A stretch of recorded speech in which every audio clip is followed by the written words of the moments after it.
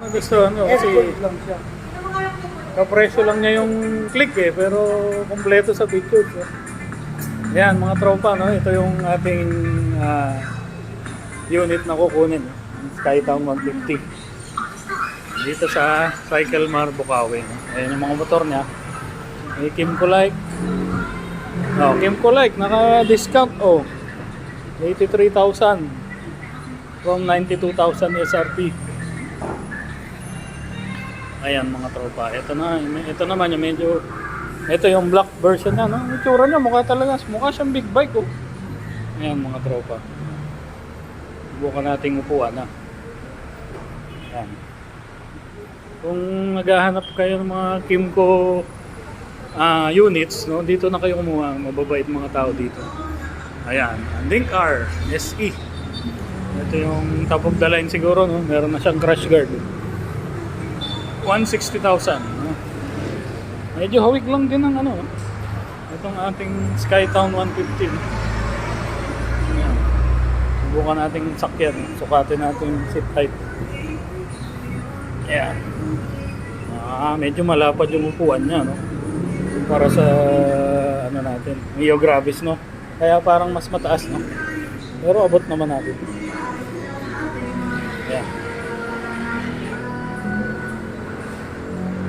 Ito, isa pang Link R. Kulay brown din siguro ito, no? Yung sa ating kinuha, golden brown, no? Pero mukha siyang mag-green, ano? Ito na yung mga big bike nila, no? Ito yung pinaka-premium nila, AK550 Premium. Tingnan natin ang ganun pang mucho. Halo, mga tropa, dalawang exhaust. Dalawang butas. Ayan yung tsura ng panel niya. Balot na balot pa mga tropa. Ganda. Ayan, baka malaglag tayo dito. Ayan siya, oh. Zoom out natin. Ito naman yung exciting 400, no? Ganda ng kulay. Matte na sky blue. Tapos ito yung 350cc nila, no? DTX ba yun? No, yun, DTX 360. Sayang, hindi pa pwede sa expressway, pero laki na, no? Ayan yung mga unit nila dito, no? Mga Kimco nila. Ito yung tsura ng black. Meron din silang hindi Kimco, no? Ito yung Aerox, Neo Gear, Brusky 125. Ganda rin ito. Version 1. Oo. Maganda rin ang kulay. Parehas pati battery. SYM, ano to? ADB? ASK ADB. Ganda rin.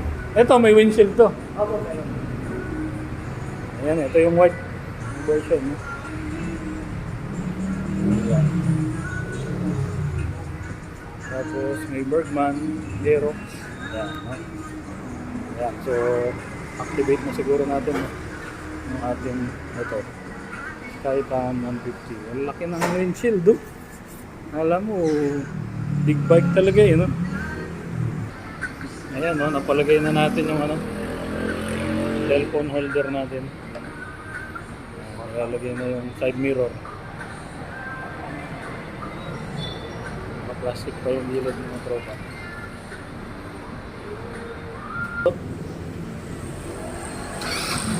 Yeah. Ayan mga tropa, oh. Zero Odo.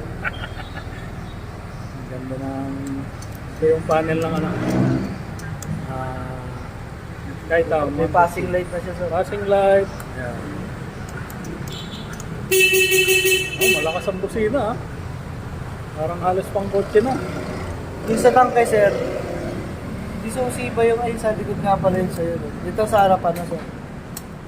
Ito yung gas. Sagad. Sugod po. Oo. Tapos compartment sa kabila. Tapos, paano buksan yun?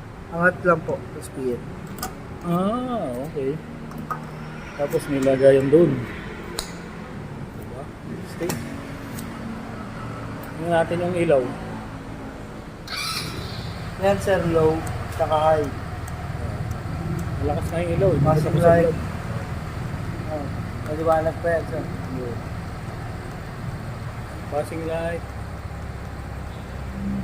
Wala lang siyang hazard. Wala siyang hazard. Yun lang ang lamang ng Gravis. Eh. Signal. Tingnan natin yung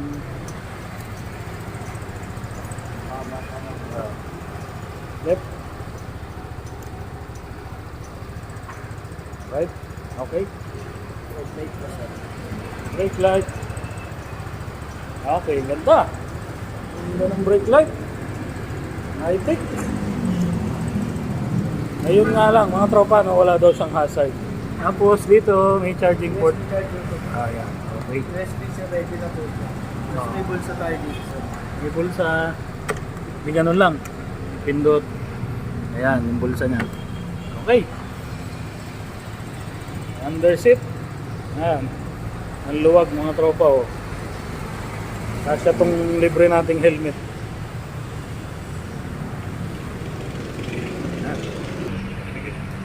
Ayan, dalawang button yung ano niya, no, adjustan. Hold mo yung isa para ma-adjust. Okay. Left and right. Doon na lang kamo sa harap, mahirap ka may start. Ito yung underseat compartment niya, no, mga tropa. Eh. Kasya yung libre natin na ano, half face helmet. Siguro. Yan. Tapos dito yung pin number. Lawak. 30 liters yata ito. No?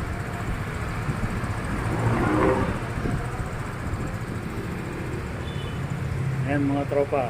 Brand new. Zero odometer. Picture natin. Ito yung itsura niya pag ano, no? Gumagana. Yung itsura niya. Laki ng windshield. Mukha talaga siyang big bike, mga tropa. Ating bagong Kimco Skytown 150. Testingin nga natin yung signal left and right. And right. Yung maganda sa ano niya, may sound, no? Yan yung mga ano ng Kimco, no? Yung signal light niya, no? So, hindi mo makakalimutan patayin. Yan. Ito na. Release ng ating bagong Skytown 150.